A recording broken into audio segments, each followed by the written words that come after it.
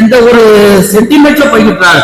எல்லாம் நண்பர்கள் சார், எல்லாம் அக்கம் பக்கத்து வீடு, அண்ணன் தம்பி அக்கா தங்கச்சியா பழகுறோம் அப்படின்னா இப்படி ஒரு கேள்வி. குர்ஆன் வரும்போது நெத்தியில விபூதி வச்சுக்குங்க, தொழும் போது நெத்தியில விபூதி தடவிக்குங்க.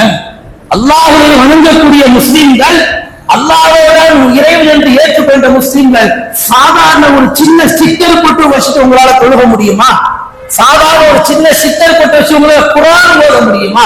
என்ன சொல்லுவீர்கள்? அது ஹராம், அது ஷிர்க், அது கூடாது, 1000 பயான் பேசுவீர்கள். எங்க போச்சு அந்த ஈமான்? இப்போ வர வேண்டியது தானே. அப்ப குர்ஆன் ஓதும் போது தொழும் போது விபூதி அடிச்சுக்கிறோம், நெத்தில பொட்டு ஒட்டிக்கிறோம், இது தப்புங்க என்று அஜர்திலே பயான் செய்யக்கூடிய இஸ்லாமிய குடும்பத்தில் உள்ளவர்கள் தீபாவளி அன்று பட்டாசை கொடுப்பது மாத்திரம் ஏன் உங்களுடைய சிந்தனைக்கும் அறிவுக்கும் அது தப்பு என்று புரியவில்லை? என்னைக்கு புரிந்து கொள்வது?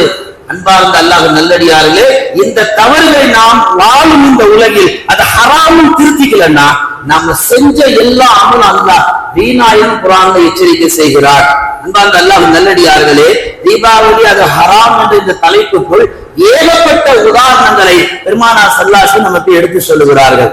எத்தனையோ இஸ்லாமியர்கள் நம்மள அது சகஜம். அதெல்லாம் நீங்க 90s 80s இப்ப 2000s 2025 நம்ம ஹராம்ன்றீங்க, மணிக்கணக்கில் பயான் செய்வீங்க, இதெல்லாம் யார் தயாரா இருக்கா கேட்க? அப்படின்னு நம்ம நிறைய பேர் வேட்டாளர் பேசக்கூடியவர்கள் இருக்கத்தான் செய்கிறார்கள். உண்மையிலேயே 80களிலும் 90களிலும் அன்றைக்கு வளர்த்த பெற்றோர்கள், அன்றைக்கும் தீபாவளி வந்தது. இஸ்லாமிய மார்க்கத்தில் உள்ள குழந்தைகள் அவங்க வெடிக்கிற தெரு பக்கம் போனாலே பயந்து வீட்டுக்குள்ள ஓடி வந்துருவாங்க. பட்டாசுக்கு இல்ல, பாவா எங்க நம்மள அடிச்சிருவாங்க, அம்மா எங்க நம்ம தொடையை கிள்ளிடுவாங்க. நீ அந்த பக்கம் போனாலே உனக்கு சூடுதான் என்று ஒரு காலத்தில் 30 வருஷத்துக்கு முன்னால் வளர்த்த பெற்றோர்கள் பிள்ளைகளை கருத்தியாக வளர்த்தார்கள். 30 வருஷத்துக்கு பின்னால பாவா அம்மாவும் ஃபேமிலியா போய் ஃபேமிலி பேக் வாங்குற பட்டாசுலாம் ஃபேமிலி பேக்கா வாங்கி டோட்டல் குடும்பமே கொண்டாடக்கூடிய ஒரு சூழல். வீட்டுல ஸலாத்துல குர்ஆன் இருக்கு, முன்தபில ஹதீஸ் இருக்கு, அமல்கள் சிறப்பு இருக்கு, அந்த நூல் இந்த நூல், அந்த தரிகா இந்த தரிகா, அவ்வளவு பெரிய ஆலிம்ஷா, அவ்வளவு பெரிய தரிகாவாதி, 1000 பேர் வீட்டுக்கு வெளியில அந்த டிகிரி இந்த டிகிரி எல்லாம் சரியா வீட்டுக்கு வாசல்ல ஒரு ஷிர்கான காரியம் பண்ணிட்டு இருக்கீங்க. அதெல்லாம் வீட்டுக்குள்ள எதுக்கு? யாரை ஏமாற்றுவதற்கு? அன்பார்ந்த அல்லாஹ் நல்லடியார்களே, அன்றைக்கு 80களிலும் 90களிலும் 100க்கு 90% பெற்றோர்கள் தங்கள் பிள்ளைகளை ஒரு பட்டாசை கொடுக்க விடாமல் பாதுகாத்தார்கள், விளக்கினார்கள். என் பிள்ளை நெருப்போடு விளையாண்டால் கண் பறி போகும், கை விரல் பறி போகும், அவன் உயிர் கூட சமயத்தில் பறி போகும். நான் கஷ்டப்பட்டு சுமந்து பெற்ற அந்த நியமத்தை கேவலம் சந்தோஷத்திற்காக, அற்ப சந்தோஷத்திற்காக நான் அவன் இழக்க தயாரில்லை என்று அன்றைய பெற்றோர்கள் உறுதியாக இருந்தார்கள். இன்னைக்கு அத்தா அம்மாவும் சேர்ந்துதான் அந்த கூத்து செய்யறாங்க. இன்னைக்கு அது சரி என்று சொல்லக்கூடிய சில இஸ்லாமியருக்கு சில எடுத்துக்காட்டு அல்லாஹ்வுடைய ரசூல் சொல்லுகிறார்கள். எப்படி சொல்லுகிறார்கள்? மார்க்கத்துல எல்லாம் மாற்றப்பட்டது.